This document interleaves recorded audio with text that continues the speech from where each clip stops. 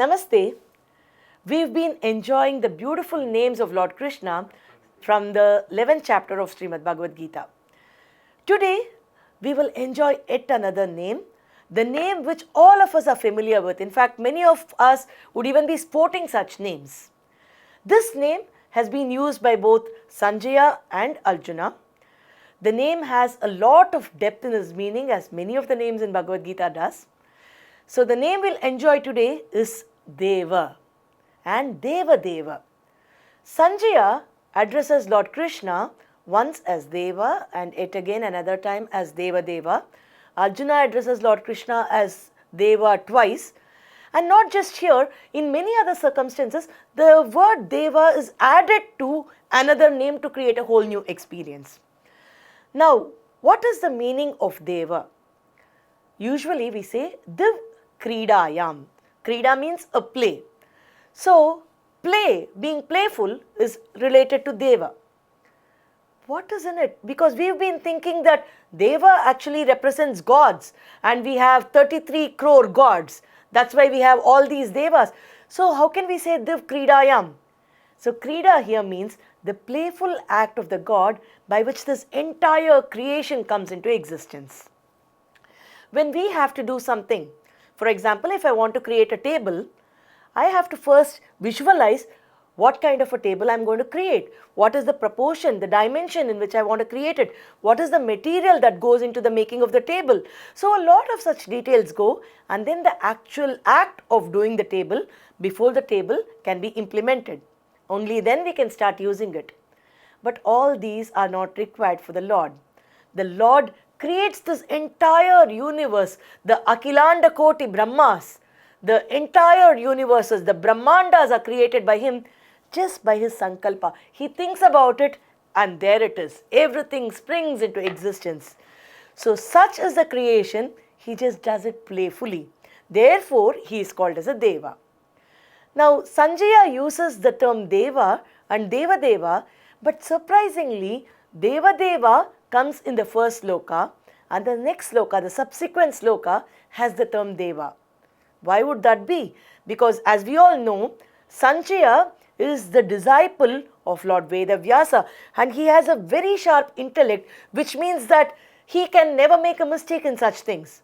So why is it that Sanjaya used DevaDeva in the prior sloka, in 11th chapter, 13th sloka, he uses the name DevaDeva to address the Lord. And in the subsequent sloka, he uses Deva. So, let's enjoy the slokas and then go into the meanings. Tatraikastham jagat krishnam pravibhaktam anekadha apashyad deva devasya sharire pandavastadha tatassa vismayo vishtaha Krishtaro Dhananjayaha Pranamya Shirasa Devam Kritanjalirabhashata. Two beautiful slokas by Sanjaya. So we've said Div Kridayam. The expanded meaning of that would be Divyati Anandena Kridati iti Devaha. So Divyati has a beautiful meaning. The Shabda Kalpadruma says Divyati means shines, conquers or praises. So shines, it's so lustrous that it is Deva. So we know that Lord Krishna created all the effulgent things. Even the sun and the moon, the radiance that they have actually comes from Lord Krishna's radiance. And it's just a small part of the big radiance of Lord. And now conquers. Conquers means he conquers all the asuras. He wins over everybody. So all our asuri sampad, the negatives that we have, are conquered by the Lord and He helps us substitute them with all the positive traits. He wins over all the asuras and helps the devas sustain. So these could also be the qualities that each one of us have inside us. And then He is the only person who is praiseworthy. All the praises have to belong only to Him. Therefore, He is Deva. Now, all these are mentioned by Sanjaya, but in the 11th chapter, 14th sloka. In the 13th sloka, he addresses Lord as DevaDeva. Why would that be? Why is it in the reverse chronological order?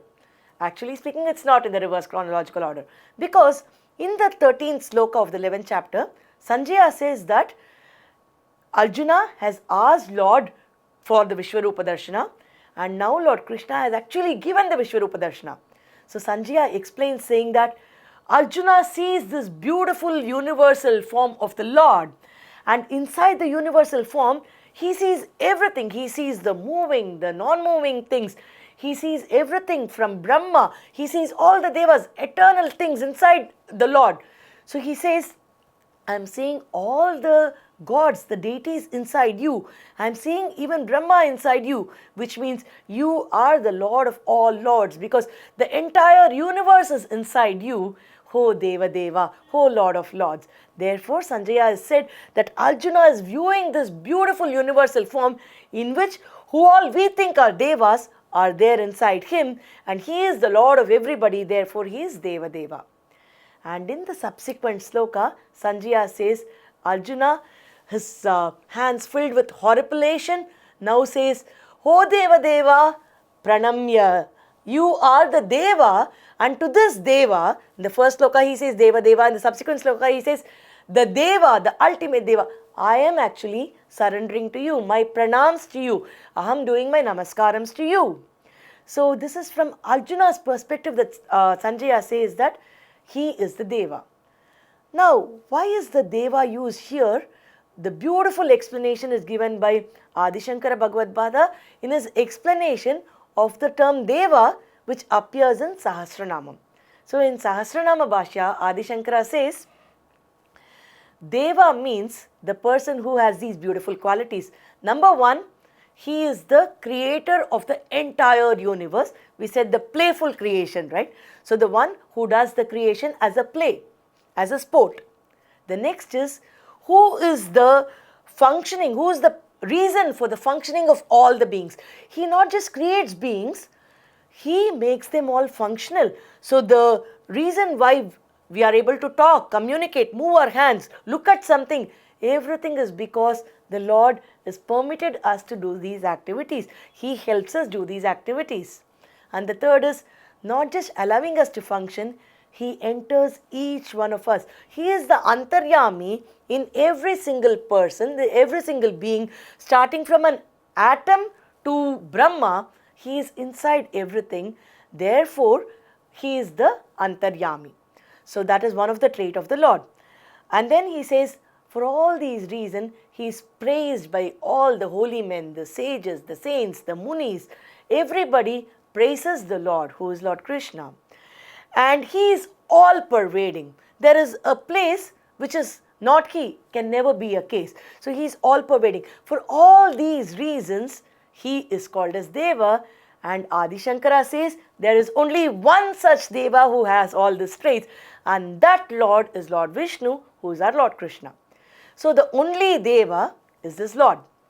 So this beautiful explanation is summarized in a sloka which I enjoy a lot.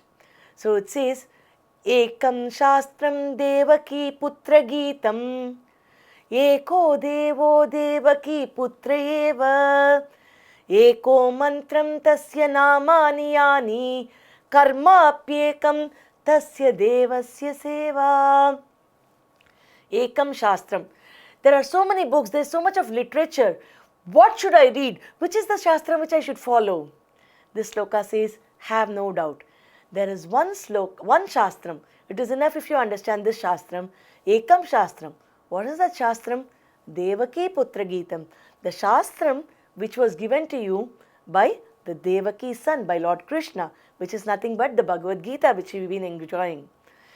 Eko Devo. There is only one Lord. You don't have to go for this to one Lord, for that to another Lord, because the term Deva is only for that Lord. So, Eko Devo, there is only one Devo, and that is Devaki Putra Eva, that is Devaki's son. Eko Mantra. So, what is the mantra that I have to recite? There is so many mantras that are available. So, which is the one which I should recite? Which is going to give me clarity? Which is going to take me to the right path? Don't worry too much. Tasya Namani Yani.